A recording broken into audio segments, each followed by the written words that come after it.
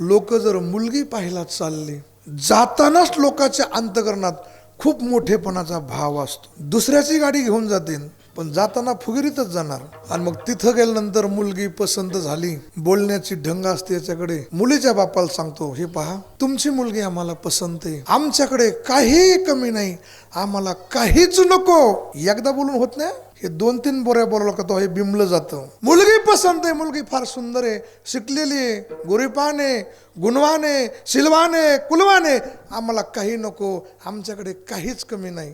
पण पुढं बोलताना फार गोड, पण तुमची एकुलती एक मुलगी आता माहेर सोडून सासरी जाणार आहे, तुम्ही तुमच्या मुलीसाठी, आम्हाला काही नको, 25 तोळे जरी सोनं दिलं तरी मी नाही म्हणणार नाही. नंतर एखादं LED, एखादं फ्रीज, एखादी कार, आमच्या गुरुजीच्या भाषेत घे उरावर, त्याच्यावर अजून काय घ्यायचंय ते. जसं मुलाचा बाप सांगतो आम्हाला काही कमी नाही, काही नको, आणि मुलीच्या बापाला विकायचंच ठेवतो.